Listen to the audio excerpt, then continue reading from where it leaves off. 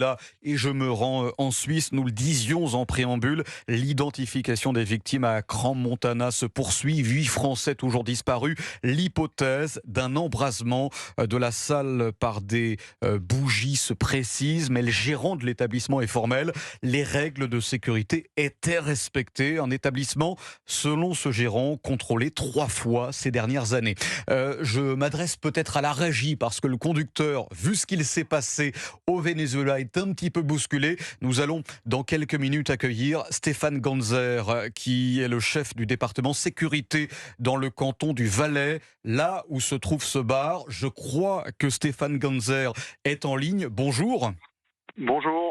Alors, j'aimerais, avant toute chose, Monsieur Ganzer, et je rappelle que vous êtes le chef du département sécurité dans le canton du Valais, là où se trouve l'établissement concerné. Est-on toujours, à l'heure qu'il est, Monsieur Ganzer, sur un bilan humain provisoire ? En effet, donc il s'agit d'un bilan humain qui est lourd, 40 personnes décédées, 115 personnes, entre 115 et 120 personnes blessées.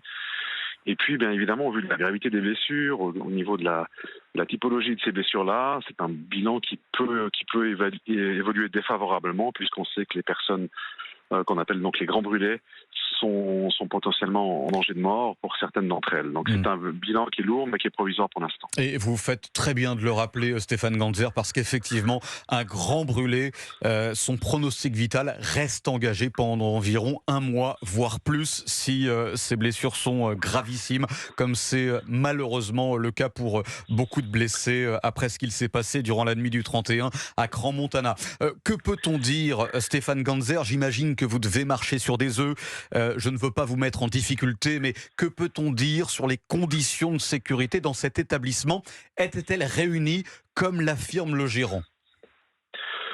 Effectivement, quand on voit les vidéos qui sont publiées sur les réseaux sociaux, qui sont des témoignages pris à l'intérieur par des téléphones portables, on est en droit de s'étonner. Et moi, en tant que ministre de la Sécurité, mon étonnement, c'est peu de le dire, il est assez intense parce qu'effectivement, on constate que, alors, le fait d'avoir des bouteilles de champagne avec des bougies incandescentes dessus, ça se pratique dans toutes les discothèques, c'est quelque chose de festif, c'est quelque chose de connu dans toute l'Europe. Par contre, c'est clair que là, la résistance au feu des matériaux qui sont au plafond de cet établissement nous interroge et sont soumis évidemment, sont au cœur de l'enquête de la police.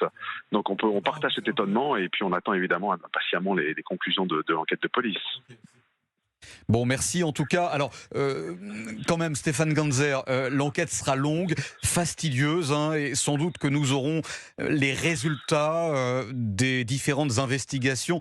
Pas tout de suite, mais dans les semaines qui viennent, dans les mois qui viennent, peut-être. Est-ce qu'on a une idée du temps que ça pourrait prendre ?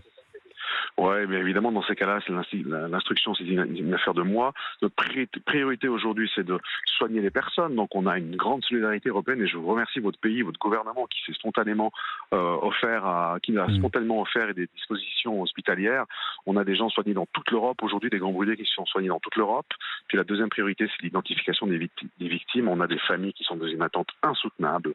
À l'heure où je vous parle ici, je suis devant le centre funéraire où on pratique justement l'identification des corps. On a des équipes de toute la Suisse qui sont là, qui avancent très vite. On espère pouvoir donner des réponses aux familles dans les heures qui viennent ou dans le week-end, durant le week-end en tout cas, parce que les familles doivent savoir si leur enfant est du côté des blessés ou du côté des personnes décédées. Stéphane Ganzer, alors c'est vrai qu'un grand brûlé nécessite énormément d'attention et c'est peu de le dire. On parle d'une dizaine de soignants à son chevet, 24 heures sur 24, et c'est vrai que vous parliez de la coopération européenne et des pays frontaliers à la Suisse.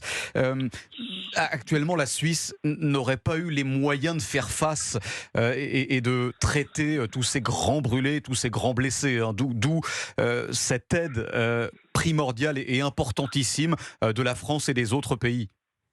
Bien sûr, quand vous avez 120 personnes, et la plupart sont grièvement blessés, qui arrivent aux hôpitaux, il faut d'abord les transporter, donc ça nécessite des hélicoptères. D'ailleurs, on a eu des hélicoptères de Haute-Savoie qui sont venus nous prêter main forte, de la vallée d'Ost en Italie aussi, parce que tout pays, fût-il riche comme la Suisse ou disons équipé en termes de secours, ne peut pas faire face à un tel afflux. C'est matériellement pas possible de faire face à un tel afflux sur une zone comme la nôtre, et c'est cette communauté européenne à laquelle on appartient, même si on n'est pas membre politiquement de l'Europe, on est membre de cette communauté européenne. On est au-delà de ça aujourd'hui, heureusement, Stéphane Ganzer, je pense.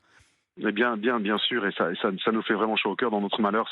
Ça nous fait vraiment très très plaisir, cette solidarité européenne qu'on sent même jusqu'en Roumanie ou jusqu'en Pologne. Et je m'associe à tous les auditeurs d'Europe 1 pour, et même si c'est peu de le dire et que cela ne change rien, pour vous adresser nos plus sincères soutiens. Et sachez que tous les auditeurs d'Europe 1 ont eu une pensée ces derniers jours, depuis 2 jours, pour les Suisses et ce qui se passe chez vous, dans votre canton du Valais. Merci, je ne vous retarde pas plus, Stéphane Ganzer, parce que vous êtes pris par d'autres obligations. Et surtout en ce moment, merci infiniment de vous être rendu disponible sur Europe 1 ce matin à 11h18.